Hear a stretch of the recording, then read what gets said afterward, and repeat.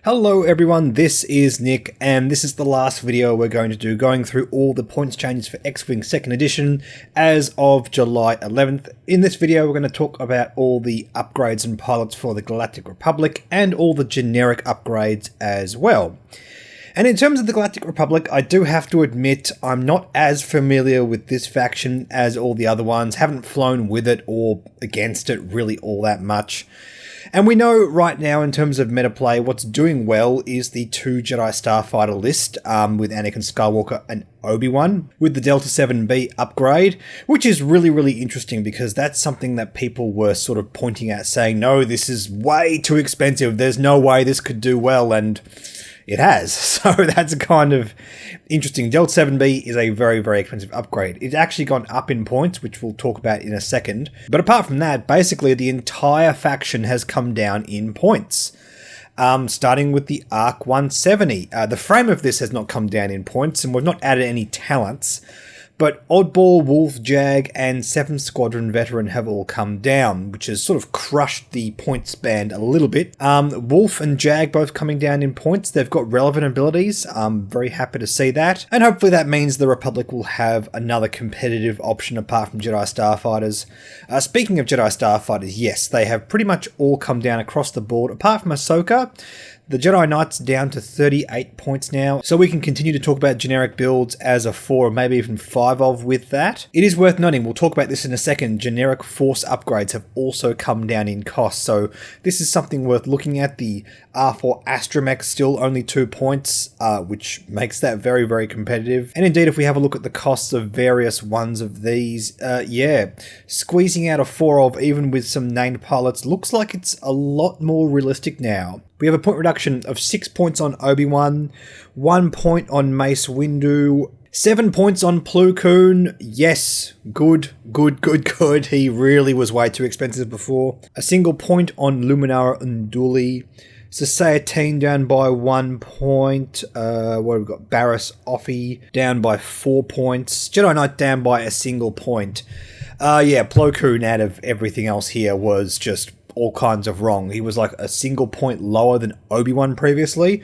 But I've got the list here. Plo Koon was 2 points less than Obi-Wan and had 1 less force charge, a way worse ability. Absolutely makes sense. Getting him cheaper than Mace Windu.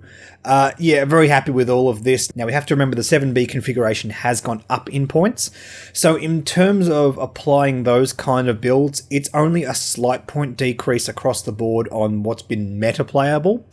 But again, we're talking about pilots coming down and their upgrades going up, which means that different builds and more diversity is being encouraged here, which I'm always happy to see. Anakin has gone up in points, is worth noting. He was 60 points, so that's an increase of 2 points. And maybe this is enough to encourage people not to take him with 7B. It is a pretty tall order. He's not much cheaper than Vader, and Vader is a much heavy hitter than Anakin without any of those upgrades. A very powerful pilot, but yeah, that's a pretty tall order. Let's move down to our new ship, our N1 Starfighter. So our point band from 34 to 45 points, kind of weird how they're in different spots here. Padme being the most expensive at 45 and the Bravo Fighter Officer being 34 points. Interesting thing here is the Naboo Handmaiden is more expensive than both Anakin and Rick Olay. And I'm not really convinced that that's correct myself. I'm really the most interested in terms of power level in Rick Olay. I think that's a very relevant ability. I will say though that the Naboo Handmaiden does look very potent. I was sort of theorizing before about its ability to go alongside like a Jedi Starfighter, maybe 2 of these in a Jedi Starfighter. Maybe 2 of these and 2 Jedi Starfighters. We can see if we can build out that kind of list. And I think when you start to realise how much power it can have with other ships in the Republic, not just the M1 Starfighter, that's when the power level can get out of control. Obviously, this is something I've not tested myself, but it is something worth looking out for. I don't think making Padme the most expensive ship here is correct. Look, people have talked about her comboing with Duke, but Duke's gone up as well. I'm personally not even convinced that that combo is particularly powerful. Getting that on the table for more than 50 points, no. I think this is a misfire from FFG. Honestly, I think Rick Olay and Anakin being cheaper than those is really good. People are seriously looking at Anakin Skywalker as a great, efficient option, and I have to agree. You can put on R4 Astromech, you can even consider like fire control systems, advanced sensors. There's a few nice talents there. Also, notice he doesn't have a force upgrade slot. He has a talent instead, which is kind of cool. I was theorizing this before, that he could be the first force user not to have a force upgrade slot, kind of representing the fact that he has no force training, but giving him a talent seems like it could do some fun stuff. I mean, talents with force tokens is not something we've had in the game before. I can't think off the top of my head of anything crazy you can do there, but he can take things like Trick Shot, Predator, Lone Wolf, probably not marksmanship. Look, essentially there's combos here that have not been previously explored, so I think that's absolutely something worth looking out for. Overall, yes, I don't feel like the points cost of the pilots are correctly stacked, but I will say the points cost overall does feel correct to me. The buy-in cost of 34 points with a sensor, Astromech, and what this ship's capable of doing, yep, that feels about right. Let's move down to the V-19 Torrent Fighter. We've added a talent on Swoop, which I like. I do like Swoop's ability. Not having talent on named pilots always sucks. So being able to put things on him like Lone Wolf, considering his ability to do extra boosts, could be something worth looking at. Trick Shot. Yeah, there's things worth looking out for. But overall, yes, the ship has had a points reduction. Not on the frame overall. Our Gold Squadron Trooper is still 25 points, which is now 6 points more than the buy-in of a Vulture Droid. So, yeah, increasing that points band, look, probably does feel correct. People have been commenting overall, and I have to agree that this is just a bit more durable than a Vulture Droid. It just doesn't get one-shotted like Vultures do, so there does have to be a clear delineation between the costing of both. Okay, let's have a look at the actual costings of the pilots though. Oddballs down by 3 points, Kickback down by 3 points, Axe down by 1 point, Swoop down by 1 point, and it's got talent as well obviously, Tucker down by 2 points, and our Blue Squadron Protector down by a point as well. I'm hoping FFG do give us a few more options for dedicated, but for the time being, at least getting those platforms cheaper is interesting. I mean, there's now N1 Starfighters to fly alongside this. I've never been a fan of having to have non-unique and unique pilots fly together. It seems really limiting in terms of list building. I don't mind if this kind of effect exists in the faction at all, but the fact that it is the unique talent for this faction makes it a little bit rough. Okay, let's have a quick squeeze down at the upgrades. Our new Astromechs R2A6 costs 6 points, R2C4 costing 5 points. Seems about right. Delta 7B has had a point increase on all of its variable points. It used to be, 12, 13, 14, 15, 16, 17, 18, so 2 points across the board, pretty much making up for the points drops on the Jedi themselves. Apart from Anakin, Anakin is now 4 points overall if you filled it with the 7B. Look, given the meta share of Anakin, as small as it's been for the faction overall, yeah, that's probably about right. I do wish this was more accessible though. I like how we basically almost have two different ships here for the Jedi Starfighters without having to actually print and manufacture two different ship models. I think that's a great thing overall. And I think this was basically on the cusp of being very, very limiting before in terms of list building. And right now, yeah, it's a bit rough. It's not unplayable, but it's difficult, and I'm sort of disappointed it's not more accessible to more different styles of lists. I will say that the calibrated laser targeting has come down, which is good because it was basically seeing no play at all for a while there. That was previously 0, 0, yes, so what we got here? 2, 4, 6, 8, 10 was our previous costing, so it's halved all of its costs.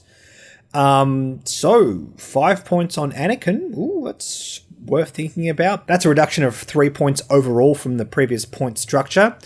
And I am very, very interested in this. I think this is actually something worth looking more into.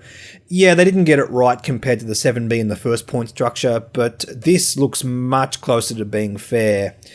Yeah, on parts like Mace Windu, Plo Koon. I mean, it's a points reduction across the board, on the pilot and on the upgrade, so that seems real decent to me.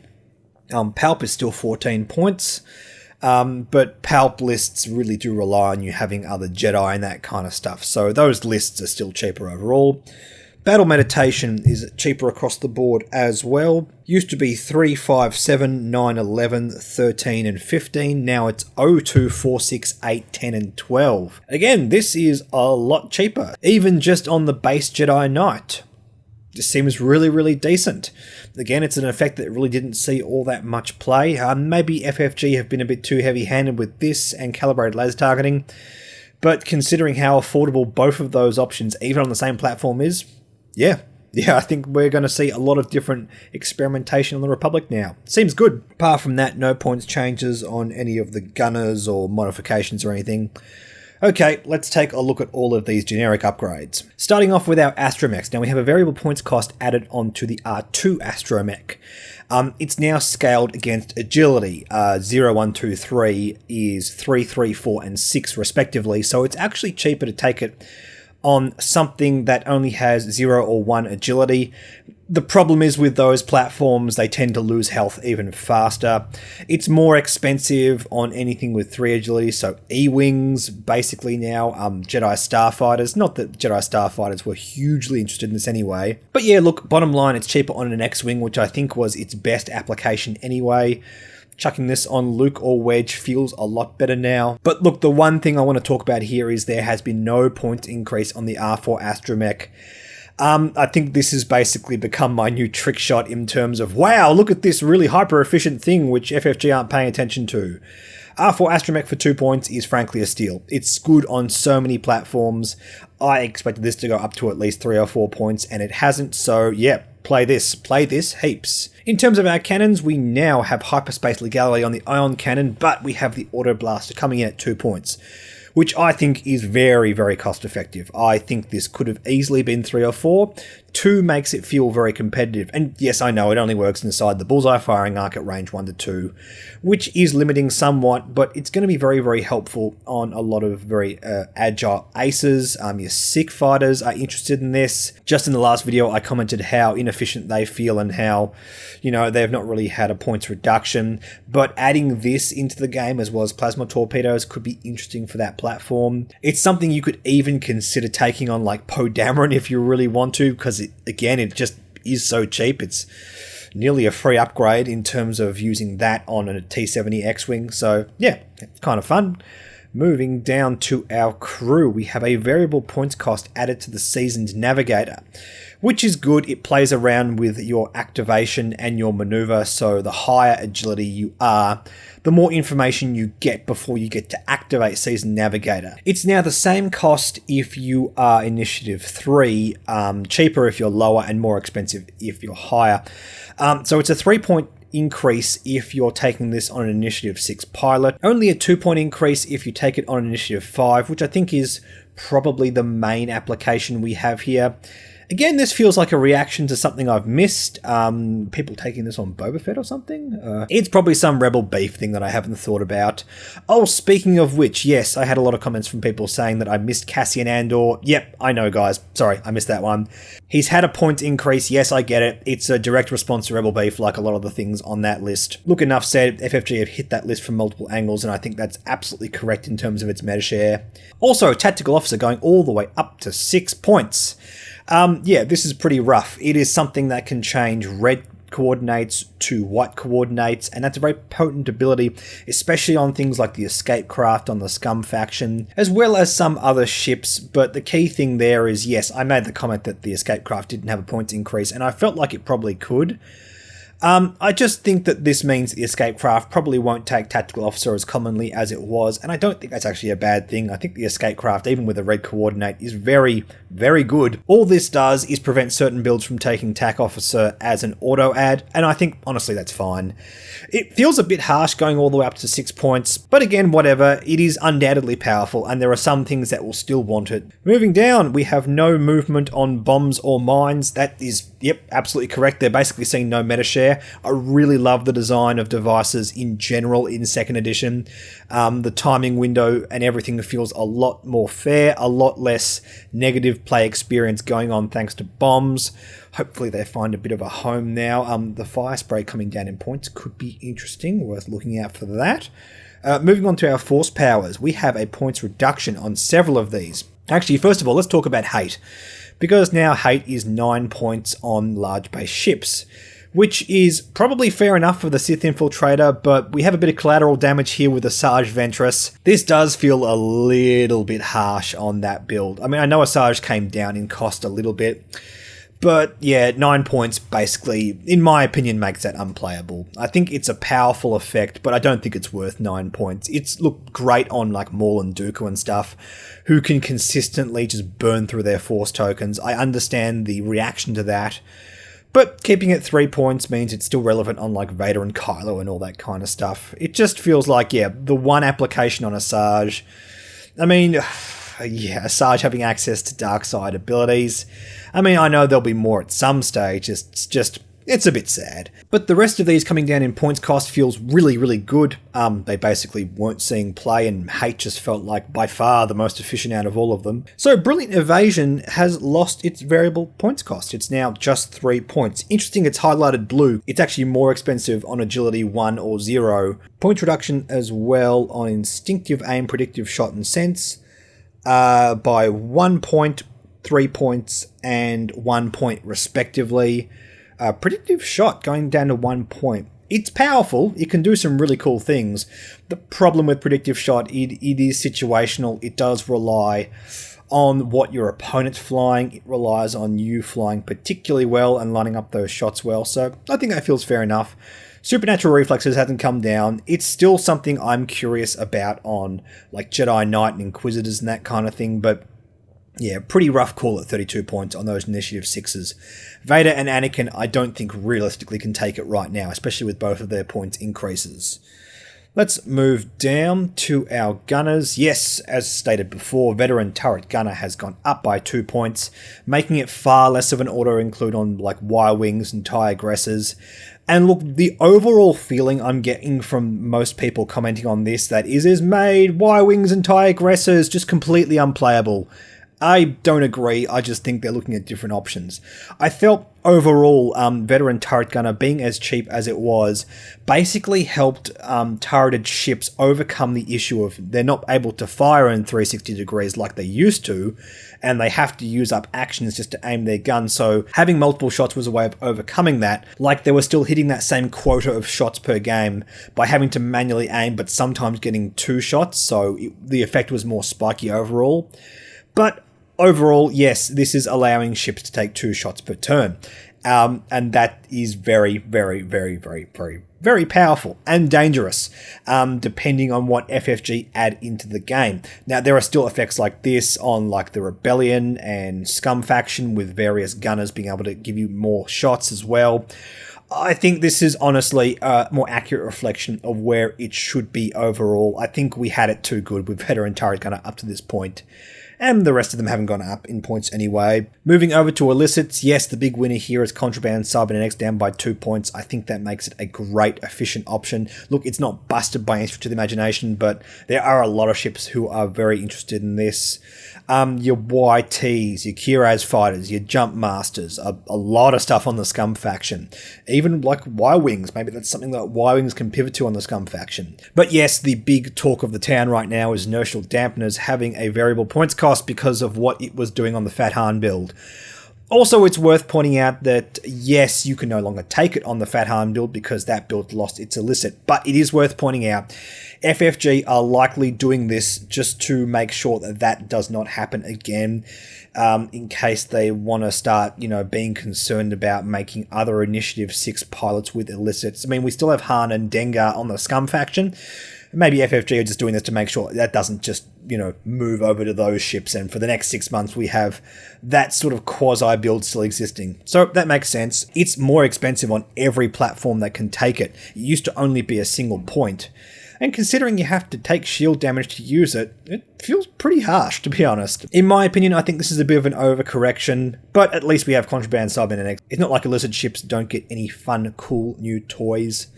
Barrage Rockets. Okay, you were previously 7 points, now 8 points. So that TIE Bomber generic is basically a wash in terms of points.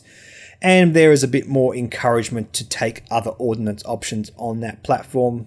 That feels about right. Barrage Rockets was still very good on the platforms that could take it, so I don't think a point increase of 1 is really going to hurt it that much. It just really matters on any generic platforms that can take it.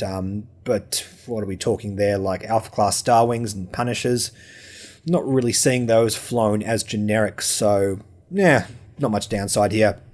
Diamond Boron missiles added into the format at 6 points.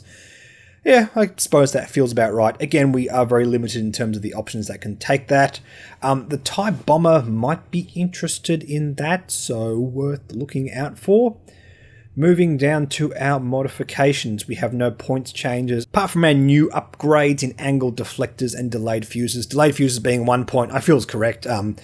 It has such narrow application and is so easily a downside in a lot of situations. I think that's correct. Now, what people are mainly talking about is angled deflectors, and I was making the comment that I felt like it was probably more potent on higher agility ships. A lot of people disagree with me, and apparently so do FFG, so I'm happy to eat my words there. I do concede the fact that, yes, higher agility ships don't tend to get hit as much. I was just more concerned about those situations where your dice just blank out, and having reinforced for those situations does strike me as something that could help. But, yep, that's fair enough. Just watch out for this on ships like Vader. I think there still is some potency to be had there. We can take it on like Poe Dameron again for 3 points, but it's most expensive on the lower agility ships. And for 9 points, that feels a bit rough. Like, I don't think your Y-Wing really wants this for 6 points, for example. It is worth pointing out that it does have an existing combo on the TIE FO, because TIE FOs can take this and Fanatical and have Fanatical permanently switched on for an entire game. So the points reduction on that ship could give way to some potentially slightly too efficient build. Look, I don't think keeping Fanatical on at all times is really like the dumbest busted thing you could be doing in X-Wing, but it's something to look out for. It's something we didn't have before. And let's move down this list. No changes on any of the sensors. I felt like they've been sitting in a pretty good point band as is. Fire control system at 2 points still feels like the go-to upgrade in that slot, but it's not busted or anything. Okay, talents. We have a few sad notes here. First of all, before I talk about anything, yeah, Trickshot doubled in points. I am lay sad. It has doubled in points. I made the comment before these points changes, like, yeah, it's probably going to go up. If it goes up by 1 point, I still think it's like this hyper efficient beast, but by 2 points, ew, it's rough. It's rough. Look, I don't think it's unplayable. I still think ships like Boba and Guri, even though Guri's gone up in points, I still think it has its option. It's just not the beast it used to be. I am going to make sure personally that over the next couple of weeks I fly the crap out of this. Maybe even build a trickshot swarm and put it on a video or something. That'd be good.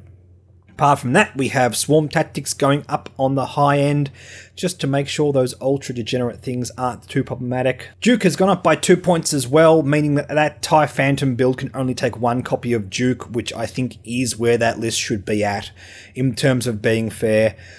It is a bit rough on like TIE Defenders, but I'm already seeing a lot of people say, oh look, we'll just take other things in TIE Defenders. It's not the end of the world there. And Debris Gambit going up by 1 point. Yep, I think that's fair enough. I felt like it was a bit too efficient at 3 points as well. It's just a great upgrade, which more often than not just gives your ship a white evade, which is really good on some platforms. It was pretty busted on Boba Fett when you could take like multiple actions with the Han Solo gunner back in the day, but we're not in that stage yet. It's still a decent upgrade on like Poe Dameron and other ships that don't have access to evade. So I don't think this is going to stop it from seeing play. It is just worth pointing out that, yeah, it's probably about right at 4 points. Moving down the list, no changes to any techs.